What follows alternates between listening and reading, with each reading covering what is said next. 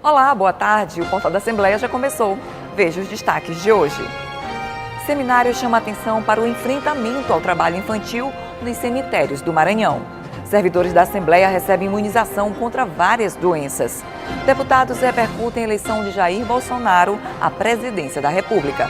Você vai ver ainda o crescimento dos food trucks na capital, um negócio que já é moda em todo o país. E mais, a história de uma estudante que, após vencer o coma, lançou exposição artística para custear o tratamento. É agora no Portal da Assembleia.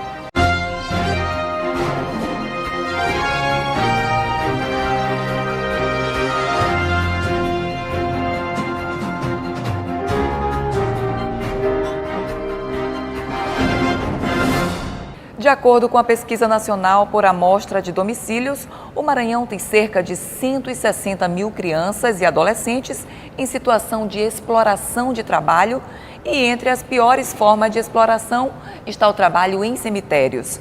Para discutir esse crime, a Superintendência Regional do Trabalho se reuniu com famílias no entorno de um dos principais cemitérios da capital para esclarecer sobre os danos causados aos jovens que são expostos a esse serviço considerado desumano, uma vez que o dia de finados se aproxima.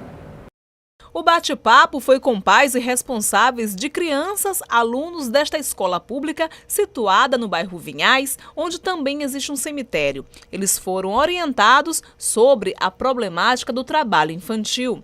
É que durante o dia de finados é comum se ver crianças e adolescentes trabalhando na limpeza de jazigos e na venda de produtos dentro dos cemitérios da cidade, prática considerada ilegal e um desrespeito ao Estatuto da Criança e do Adolescente. A gente sabe que isso é uma tradição da comunidade de se mudar para essas dependências do cemitério nesse período com toda a família. Então, todos eles desenvolvem trabalhos lá nesse período. Então, é um alerta porque nós estamos priorizando os cuidados que se deve ter com a criança nesse momento. É proibido.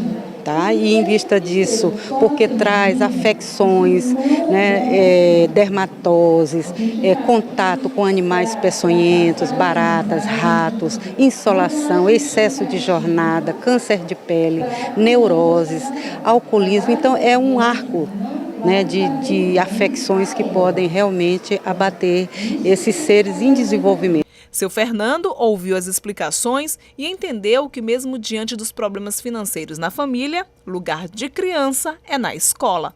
O futuro que nós não temos, nós queremos dar para os nossos filhos, e nós só vamos dar se nós botar eles nas escolas e ter o acompanhamento, né? Só assim nós teremos os nossos filhos num futuro melhor. Parece exagero, mas o alerta é importante sim, porque o trabalho infantil em cemitérios é considerado pela Organização Internacional do Trabalho como um dos piores tipos de exploração de crianças e adolescentes. Isso porque, além de estarem fazendo atividades da qual elas não têm o dever, elas estarão em um local insalubre, sujeitas a doenças contagiosas e ao estresse emocional. A gente sabe que a maioria dos cemitérios eles não tem toda uma estrutura, então assim, o próprio contato com os produtos químicos, né? A questão das limpezas, das pinturas, objetos perfuro-cortantes. Então, assim, ele é tipificado como uma das piores formas pela lista TIP. Dona Claudens também entendeu a explicação e os prejuízos que o trabalho infantil pode trazer para a filha de 10 anos. Garantiu que não vai mais permitir que a menina trabalhe nos cemitérios. Não é uma coisa muito boa, né? Também cemitério, já que sei que cemitério é cheio de bactéria, né? Chega, não é muito legal assim, trabalho infantil. E tudo quanto é parte, em qualquer lugar, não é bom trabalho infantil, é proibido. Esse ano acho que ela não vai, não. E eu não ia também deixar. A campanha vai ser intensificada até o próximo fim de semana. De acordo com a superintendente do trabalho no Maranhão, no dia de finados será feita uma fiscalização nos cemitérios a fim de coibir o trabalho infantil nesses locais. Também foi assinado hoje um termo de cooperação do Ministério do Trabalho com vários órgãos para a prevenção e erradicação do trabalho infantil nos cemitérios da região metropolitana de São Luís. É um termo de cooperação múltipla, onde lá se fala na proibição do trabalho infantil, na possibilidade de encaminhamento para cursos de profissionalização, de qualificação, e em que cada entidade, cada órgão se compromete a realizar e efetivar aquelas ações que ele mesmo declarou. A eleição de Jair Bolsonaro à presidência da República repercutiu entre os deputados na primeira sessão plenária da semana. Durante os trabalhos, os deputados falaram sobre os desafios que o novo presidente terá a partir do dia 1º de janeiro de 2019. Na primeira sessão, a pauta entre os deputados foi a eleição do presidente Jair Bolsonaro. O deputado Bira do Pindaré foi o primeiro a utilizar a tribuna no pequeno expediente e garantiu que, como deputado federal, vai fazer oposição ao presidente eleito. Eu afirmo categoricamente, serei um deputado de oposição no Congresso Nacional, porque não aceito o desmonte de direitos, não aceito a destruição de direitos previdenciários, como já está sendo anunciado pelo seu já anunciado ministro da Economia, não aceito as privatizações das empresas estratégicas para o desenvolvimento do nosso país e do nosso Estado. Eu espero que o nosso Deus Todo-Poderoso possa abençoar a nossa terra, abençoar o Brasil e que a gente possa encontrar o caminho certo na história. O presidente da Assembleia, deputado Otelino Neto, também utilizou o espaço do pequeno expediente para falar sobre a eleição e disse que o novo presidente do país, Jair Bolsonaro, deverá governar para todos. Desejo que o novo presidente tenha êxito na sua administração, que possa principalmente pacificar o Brasil, que consiga compreender que quem pensa diferente dele e que 47 milhões de brasileiros que não votaram nele precisam ser respeitados e precisam ser bem cuidados. Quando passa a eleição, o governante não é governante só de quem o elegeu, é governante de todos. Isso nos mais variados níveis de poder, seja no município, seja no Estado, principalmente na União, que a responsabilidade que o presidente eleito Bolsonaro passa a ter de cuidar de centenas de milhões de brasileiros e de brasileiras que estão sofrendo, e destes, 57 milhões resolveram confiar a ele o comando do destino da nossa nação. O deputado Wellington do Curso, entre outros assuntos, desejou boa sorte ao novo presidente. Que Deus possa conceder sabedoria, serenidade para que ele possa conduzir a nação, o Estado brasileiro, para melhores dias. Vivemos momentos de crise, e de crise financeira, mas também de crise política e de crise ética. E a contribuição que cada brasileiro precisa dar para a nação, para o país. Então, rogo a Deus que estenda suas mãos poderosas sobre o país, sobre o Brasil e sobre a administração do presidente eleito Jair Messias Bolsonaro. A Assembleia ofereceu aos seus servidores e dependentes um dia dedicado à atualização vacinal. O objetivo é imunizar os trabalhadores de pelo menos 5 tipos de doenças, entre elas o sarampo e a febre amarela. As vacinas foram destinadas a servidores e seus dependentes tanto para a atualização da carteira quanto para quem nunca havia tomado algumas delas. Foram disponibilizadas tétano, febre amarela, sarampo e hepatite B. A vacinação foi feita mediante a apresentação da carteira. Não é necessária a carteirinha, porque a partir do momento que você faz a primeira, nós agendamos a segunda. Quando você faz a segunda, agenda a terceira. Elas são 3 doses. Nós temos a de tétano, 3, temos hepatite, 3 doses. Por isso que é necessária a carteirinha de vacina. O material, cerca de 350 frascos, foi enviado pela Secretaria Municipal de Saúde e faz parte do calendário anual estabelecido em parceria com o setor de saúde da Assembleia Legislativa. Seu Valdir aproveitou para deixar a carteira em dia. Bom, porque o cara pode querer furar o pé aí já está protegido, né? Enquanto o teto. Está satisfeito? Estou, sim, senhora. Muito bom, porque não é todo dia que se encontra, né? Uma possibilidade para a gente poder estar se vacinando e estar em dias contra as doenças, né? Tem que trazer a carteira. Se não tiver com a carteira em mão, ao menos uma foto que a gente pega, manda tirar uma cópia da carteira para poder elas carimbarem e assinarem a atualização. O serviço começou às 9 da manhã e vai até às 4 da tarde. Uma das mais procuradas foi a vacina contra o sarampo, uma vez que já existem surtos da doença no Amazonas e em Roraima. Nenhum caso foi constatado aqui no Maranhão, foi mais na região do estado do Amazonas e Roraima, um número maior, e casos pontuais no Rio Grande do Sul, São Paulo, Rio de Janeiro e Pará. No próximo bloco, você vai ver como o mercado de food trucks vem crescendo em São Luís. E mais a exposição que conta a história de superação de quem venceu o coma. O portal volta em 1 minuto.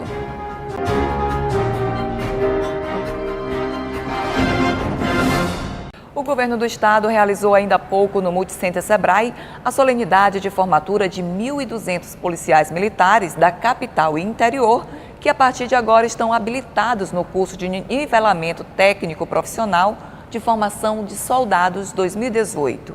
Foi a maior formatura da história da corporação. A solenidade foi presidida pelo vice-governador do estado, Carlos Brandão. Estilizados e adaptados, os famosos caminhões que comercializam alimentos, os chamados food trucks, se tornaram uma opção de negócios que configuram uma tendência de mercado e que vem ganhando cada dia mais espaço em São Luís.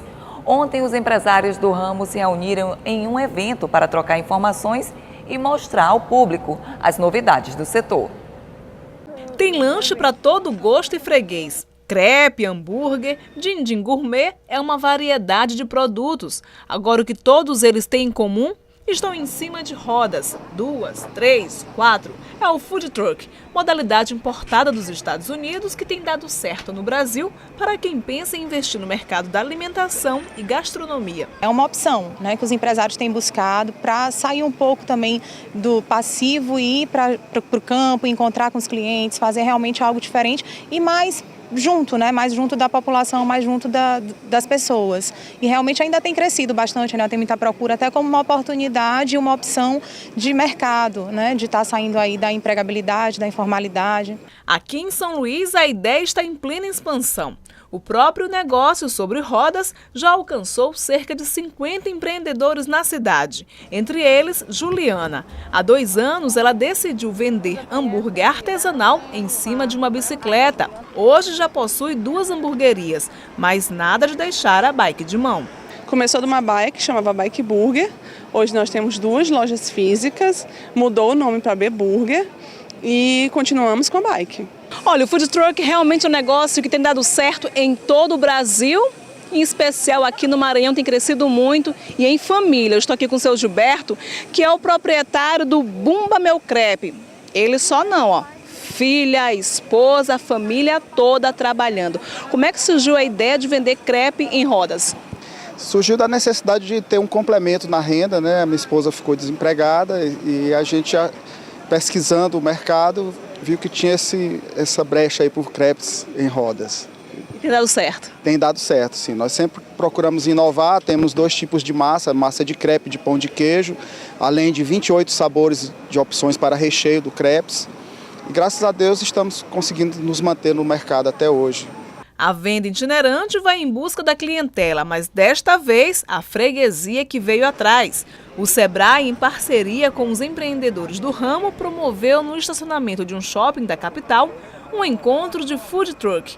Não é que deu certo? O freguês, que sempre tem razão, aprovou a ideia. Muito diferente. Além de ter uma variedade de coisas, a variedade de produtos, é tudo reunido em um lugar só. E acho que é uma ideia que pode virar rotina e pode pegar aqui em São Luís. Quem pensa em investir no food truck, não basta somente as rodas não. Tem que ter uma boa ideia na cabeça e seguir as dicas para o sucesso no mercado. É você fazer um estudo de mercado, você buscar fazer um plano de negócios, a gente está à disposição para estar orientando vocês, para que vocês realmente vejam, né, vocês empreendedores, para que vocês realmente vejam se é o segmento que vocês têm interesse, porque é fácil a gente olhar o outro dando certo, mas a gente tem que saber também o que está acontecendo por trás. Aproveito até para convidá-los, dia 29 e 30 nós teremos o evento Sabor de Negócios, onde a gente vai ter um seminário, um momento com os food trucks, falando um pouquinho dos casos de sucesso deles. Então convido todos vocês que têm interesse, né, no segmento para se fazerem presente também.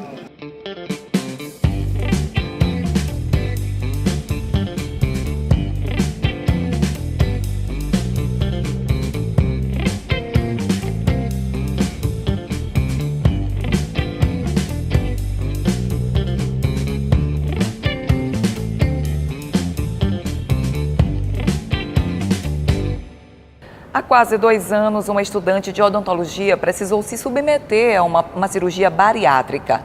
O procedimento acabou tendo complicações e depois de 365 dias de coma, Silvenice, ou simplesmente Nice, como é conhecida, encontrou na arte a força para contar a sua história de vida e de superação. A reportagem é de Milena Dutra. A ideia de fazer os quadros veio depois de uma grande batalha pela vida. Em cada frase desta tem um pouco de uma jovem de 24 anos, cheia de esperança. O ateliê de produção é o hospital em que Silvenice, ou Nice para os mais íntimos, está internada há 1 ano depois de sofrer graves complicações em uma cirurgia bariátrica. Foi aqui mesmo, por meio de um projeto de pintura para pacientes internados, que ela aprimorou o talento para as artes. Agora, em processo de recuperação, depois de passar várias vezes pela UTI entre a vida e a morte, a estudante de odontologia se tornou também artista plástica. Quando eu ainda estava na UTI, tiveram a ideia de me pintar tela, pintar mesmo paisagens. E eu comecei pintando. Só que aí um pouco depois, eu entrei em coma. E quando eu saí do coma, eu saí sem movimentos, não tinha movimento no corpo. Daí eu passei um tempo sem pintar, até que eu consegui recobrar o movimento das mãos. Aí eu fiz mais algumas telas de paisagem pelo projeto. Só que eu vi uma amiga fazendo essa técnica que chama lettering. E eu queria fazer um quadro para presentear uma amiga. Daí eu disse para essa minha amiga, Liz, tu pode fazer um lettering para eu presentear uma amiga? Eu digo para todo mundo que é teu, eu só quero fazer porque eu ainda não aprendi. E daí ela fez o rabisco em lápis e me mandou. Daí eu perguntei para ela como eu fazia. Ela disse que existiam canetas próprias, mas como eram muito caras, ela usava caneta permanente. Aí eu pedi para o meu irmão comprar caneta permanente. E eu fiz, esse é o meu primeiro quadro. Eu fiz de caneta permanente e pintei de tinta mesmo. A primeira produção deu início a uma série de quadros que podem ser vistos no Instagram pelo perfil @rabiscosdanice. São palavras de fé, amor, esperança. Os rabiscos da Nice, como ela mesma intitulou as produções, estão à venda e ajudam a família a bancar os gastos com o tratamento. Uma parte eu pago a minha prima, que eu comprei os materiais. E a outra parte, quando dá, eu guardo alguma coisa, quando não, eu dou para minha mãe pagar meu plano, pagar alguma conta, pagar transporte, que é diário de ida e vinda, pagar comida, que o hospital dá alimentação, mas às vezes dá fome fora de hora, essas coisas básicas. Minha mãe não estava conseguindo dar conta de tudo. E eu ficava me sentindo muito mal, porque eu tenho uma filhinha de 5 anos, de 6 anos. E além de não estar dando nada para minha filha, eu via minha mãe tentando não se desesperar na minha frente, para fingir que estava tudo bem, mas eu sabia que não estava. E daí a minha prima, graças a Deus, confiou em mim. Evelyn, beijo, te amo. E eu comprei os materiais e comecei a fazer o quadro. Daí eu tive a ideia de fazer um Instagram, que chama Rabiscos da Nice, para divulgar meus quadros. E nisso eu comecei a pesquisar quadros, para botar nos destaques, para as pessoas verem e se interessarem para eu fazer igual. E assim comecei a fazer, aos poucos, não era muito. Mas dava para eu dar para minha mãe e pagar minha prima certinho. Eu comecei a fazer em agosto. A produção dos quadros da Nice é para ajudar nas despesas com a família e com o tratamento, mas se tornou também um refúgio diante de uma rotina estressante e intensa de medicamentos aqui dentro do hospital. É uma luta diária pela sobrevivência e pela vida. Ela começou a fazer esses quadros como hobby. Aí, fazendo isso, ela descobriu que poderia nos ajudar, além de se distrair. Aí ela começou a fazer esses quadros e começou a tomar uma proporção gigante. Hoje em dia ela faz quadros todo dia e, além de nos ajudar, acaba sendo uma terapia para ela. Nesta semana, os quadros ganharam um novo espaço de divulgação. Uma loja em São Luís, especializada em produtos odontológicos, cedeu espaço para a venda dos quadros. Quer ajudar a estudante que ainda sonha com a profissão de dentista. A partir do momento que chegam os clientes aqui, eu vou oferecendo eles os quadros para ajudar ela que está numa situação difícil. E todos que vêm aqui abrem o coração, porque não é fácil estar na situação dela, no hospital, para pagar as despesas. Então, eu oferecendo todos os quadros. E enquanto fazíamos a reportagem, Nice produziu em poucos minutos mais um quadro. Este com a mensagem de que é preciso não desistir para vencer tudo que ela mais quer.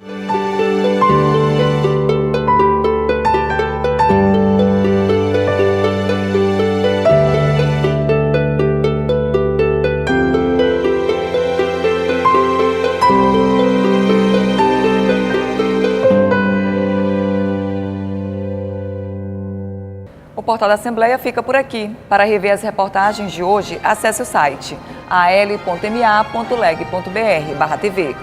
Uma boa tarde para você e a gente se encontra amanhã. Até lá!